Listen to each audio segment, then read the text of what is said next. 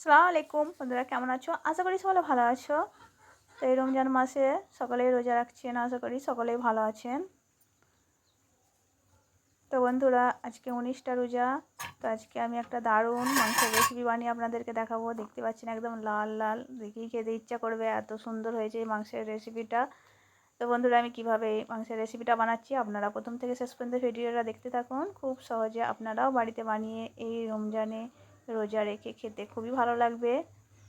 তো বন্ধুরা, যারা নতুন আছেন প্লিজ চ্যানেলটা সাবস্ক্রাইব করে দেবেন, একটা লাইক দিয়ে দেবেন। তো আমি প্রথমে একটা প্রেসার কুকার নিয়ে নিয়েছি। কুকারের মধ্যে সরিষার তেল দিয়ে দিলাম পরিমাণ মতো। তেলটা গরম করতে দিলাম।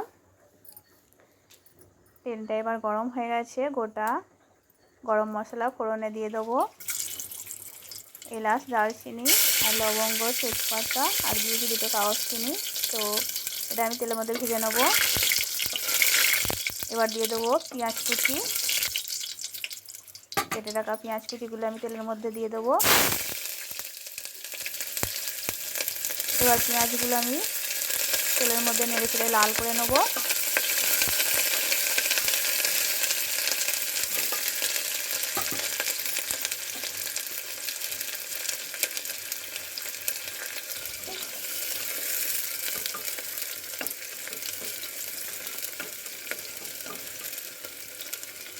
তো বন্ধুরা, এইভাবেই একবার মাংস রান্না করে খেয়ে দেখবেন বন্ধুরা, অসাধারণ খেতে লাগে, একদম আঙুল চেটে খাবেন, এত টেস্ট হয়। তো পেঁয়াজটা আমার লাল করা হয়ে গেছে। এবার আমি কেটে ধুয়ে রাখা মাংসগুলো দিয়ে দেবো তেলের মধ্যে।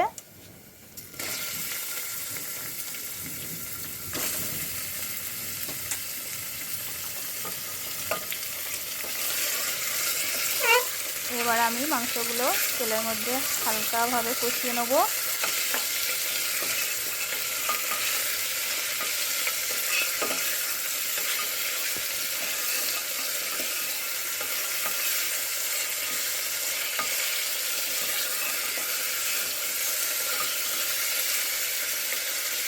এবার আমি মাংসের মধ্যে স্বাদ মতো লবণ দিয়ে দেবো।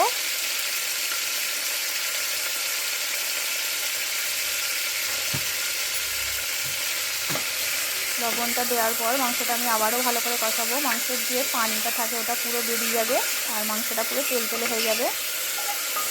এইভাবে আমি ভালো করে কষিয়ে নিচ্ছি। তো বন্ধুরা, আজকে 19টা রোজা। তো আমাদের এখানে বৃষ্টি হচ্ছে। তো কোথায় কোথায় বৃষ্টি হচ্ছে বন্ধুরা আমাকে কমেন্ট করে জানাবেন। আর কেমন আছেন সকলে রোজা রেখে আমাকে কমেন্ট করে সেটাও জানাবেন।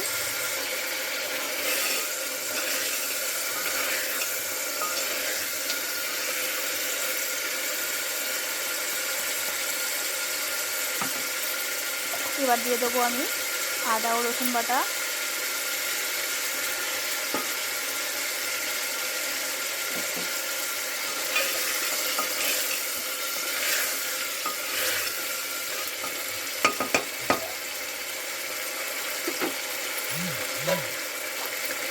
এরপর দিয়ে দেবো পরিমাণ মতো লঙ্কা গুঁড়ো,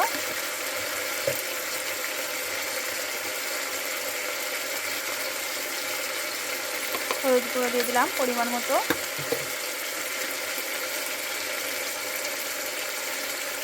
ধনে গুঁড়ো দিয়ে দিলাম, আর দিয়ে দেবো জিরে গুঁড়ো। এবার মশলার সঙ্গে মাংসটা কষিয়ে নেবো।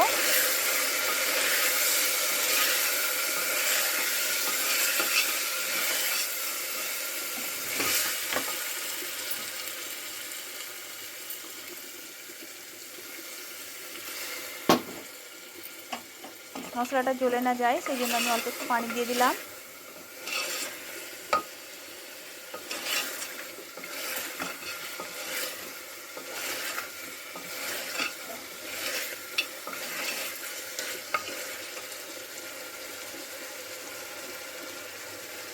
এবার আমি অল্প একটু পানি দিয়ে দুটো সিটি লাগিয়ে নেব, মাংসটা সেদ্ধ হয়ে যাবে।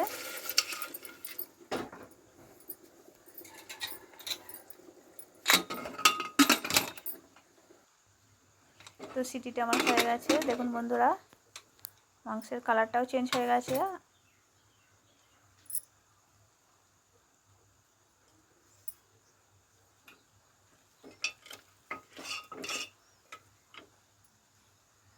এবার আমি মাংসটা ভালো করে কষিয়ে নেব।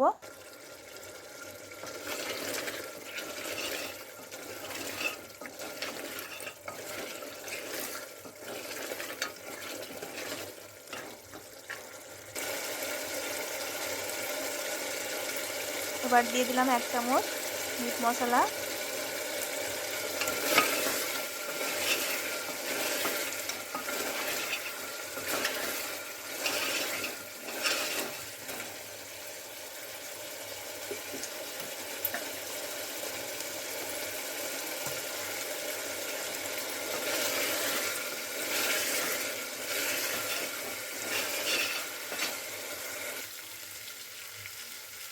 এবার আমি দিয়ে দিলাম ধনেপাতা কুচি।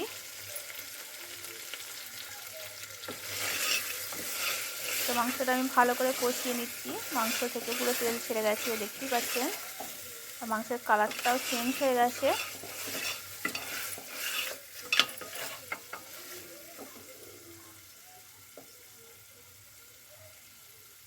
দেখুন বন্ধুরা, মাংসটা কত সুন্দর কষানো হয়েছে।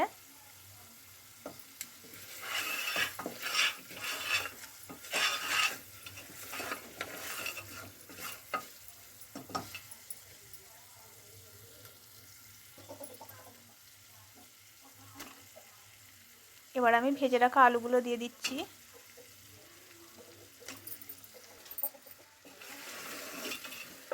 আলুগুলো দেওয়ার পর আবারও আমি কষিয়ে নিচ্ছি। আলুগুলোতে মশলা ভালো করে ঢুকে যাবে, এইভাবে মশলার সঙ্গে আলুগুলো কষিয়ে নিলে আলুগুলোর টেস্টও দারুণ হয়।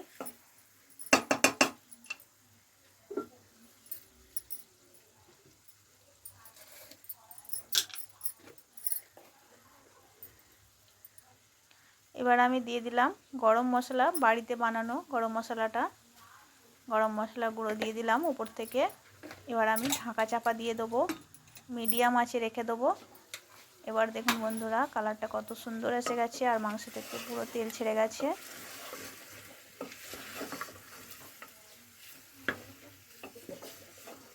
আর আলুটা কত সুন্দর হয়েছে, মশলার সঙ্গে মাখো মাখো হয়ে গেছে।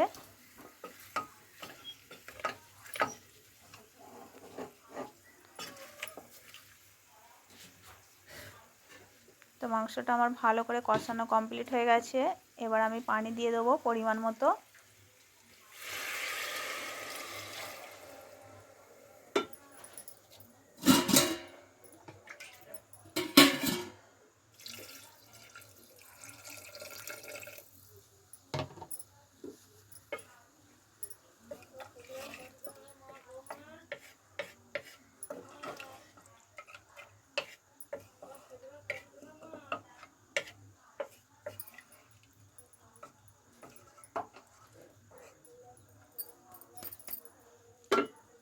এবার আমি আবারও 2টো সিটি লাগিয়ে নেব। তো দেখুন বন্ধুরা, আমার সিটি লাগানো হয়ে গেছে। রান্নাটা কেমন হয়েছে দেখুন, অসাধারণ হয়েছে রান্নাটা, দেখতে দারুণ লাগছে। তো বন্ধুরা, আপনারাও এইভাবে একবার মাংস রান্না করে খেয়ে দেখবেন, অসাধারণ খেতে টেস্ট। আর বন্ধুরা, আমার এই মাংস রান্নাটা কেমন হয়েছে আমাকে কমেন্ট করে জানাবেন। সকলে ভালো থাকবেন, ধন্যবাদ সবাইকে।